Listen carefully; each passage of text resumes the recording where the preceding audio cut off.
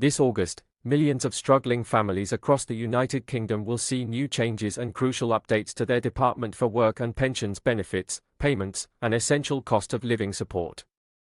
From payment date changes due to the summer bank holiday, to new rules on energy bill assistance, childcare expansion, and urgent warnings about benefit freezes this month could be pivotal for low-income households fighting to stay afloat during one of the toughest cost of living crises in a generation.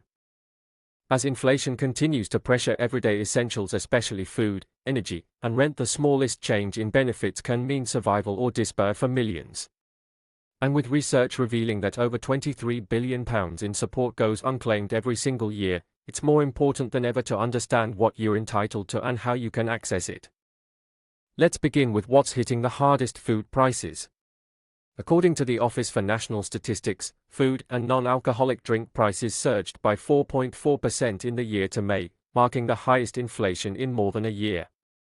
From the price of coffee and meat to essentials like cheese and sugar, no kitchen cupboard item seems safe. Chocolate alone has seen a record-breaking 18% annual price increase, an astonishing rise that reflects just how far basic indulgences are slipping out of reach for many. Other household essentials are no better off. Fridge freezers, vacuum cleaners, and other homeware goods have seen inflation levels soar, with furniture and home appliances now costing significantly more than at the end of 2023. The impact is plain to see: household debt is spiraling, wages remain stagnant, and millions are now forced to make impossible choices between heating, eating, or paying rent. In response, Chancellor Rachel Reeves admitted earlier this year that there's more to do to tackle these pressures. Despite inflation levels returning to pre-pandemic rates, the reality on the ground remains deeply concerning. Reeves insisted the government has stabilized public finances, but warned that households are still grappling with high prices and limited incomes. Indeed, over 7.3 million adults, almost 14% of UK households, faced food insecurity in January alone. And energy arrears have doubled over the past 5 years, now surpassing £3.9 billion. With this backdrop, the Department for Work and Pensions has laid out a new roadmap of financial support for August, along with critical updates to benefit payment dates, winter assistance schemes, universal credit rates, and more. Let's begin with the most immediate change: benefit payment dates. Due to the summer bank holiday on Monday, August 25th, anyone expecting a payment on that day, including recipients of universal credit, state pension, pension credit, child benefit, disability living allowance, PIP, attendance allowance, carers allowance, ESA, income support, or job seekers allowance, will instead be paid early, on Friday, August 22 ND. It's a small shift, but for households living week to week, that change in schedule is critical to plan around. Now, onto pension payments. If you receive the state pension, your payment schedule is tied to the last 2 digits of your national insurance number. If those digits fall between 0 and 19, you'll be paid on Monday. 20 to 39?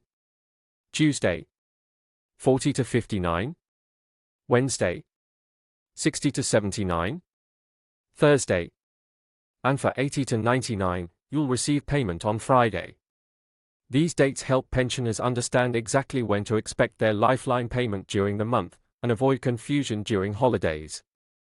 Turning to heating support, one of the most significant announcements is the expansion of the Warm Home Discount. An extra 2.7 million households will now benefit from a £150 deduction off their energy bills this winter, bringing the total number of supported homes to over 6 million. The change means 900,000 more families with children and nearly 2 million households in fuel poverty will get direct financial relief. All bill payers on means-tested benefits will now qualify automatically, eliminating the restrictive eligibility rules that previously left many in need out of the scheme. According to the government, this expansion is just one part of the broader plan for change, a raft of cost of living policies including free school meals expansion, additional childcare support, and benefit uprating. And in April, we saw the result of these policies. All working age benefits were uprated by 1.7% to match September 2024's inflation. Universal credit, PIP, DLA, carers allowance, and ESA all saw increases. Meanwhile, the state pension received a 1% rise, adding £472 per year to the incomes of older Britons, thanks to the triple lock commitment. But for universal credit claimants, bigger changes are on the horizon. Starting in April 2026, every recipient of the standard allowance will receive a one-off increase of £7 per week, raising the payment from £91 to £98 per week. However, there is a catch. The health element of universal credit, which currently provides up to £97 per week for those with significant medical conditions, will be frozen at that level until at least 2029-30. Worse still, new claimants after April 2026 will only receive £50 per week, a staggering cut of nearly £2,500 per year. The government is encouraging those who may qualify to apply before that April deadline to avoid this drop. Winter fuel payments are also set to return for nearly 9 million pensioners in England and Wales after the Chancellor announced a dramatic £1.25 billion U-turn. The payment, which had been restricted to only the poorest pensioners last year, will now be restored for most who previously received it up to £300. Anyone with an income below £35,000 will receive the payment automatically, while those earning more will get it, but have it taxed back. The move, according to Reeves, comes after listening to people's concerns and restoring stability to the economy. However, it has sparked warnings that further tax hikes may be necessary to cover these increased costs. For those needing immediate financial assistance, budgeting loans remain a lifeline. These interest-free government loans help cover essential costs like furniture, clothing, rent, job-related travel, maternity expenses, funeral costs, and even house repairs. Eligible individuals must have been on benefits for at least 6 months, and repayment is deducted directly from their future benefit payments. The maximum amount you can borrow is £348 if single, £464 for couples, and £812 for those receiving child benefit. Importantly, a new cap has been introduced on how much the DWP can deduct from payments to repay these loans, offering additional protection for struggling families. In addition, the Household Support Fund continues to offer vital relief. This government-backed initiative, managed by local councils, helps cover the cost of essentials such as food and heating. Unlike budgeting loans, this support isn't repayable. It usually comes in the form of supermarket vouchers or utility bill credits.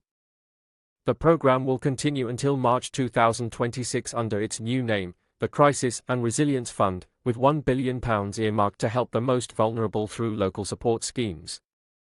Childcare support is also undergoing a dramatic overhaul.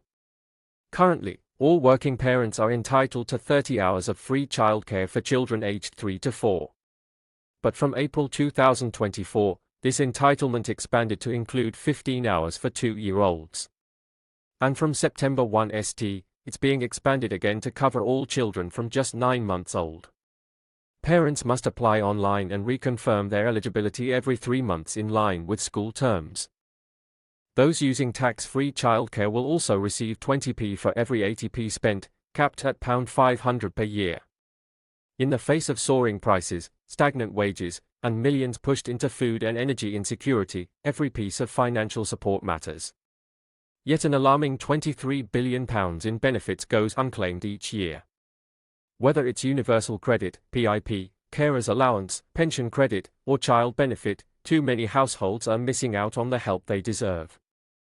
That's why it's critical to check your entitlement, understand key dates, and act before deadlines lock you out of higher payments. The changes coming this August aren't just about policy, they're about survival for countless families. They're about making sure you can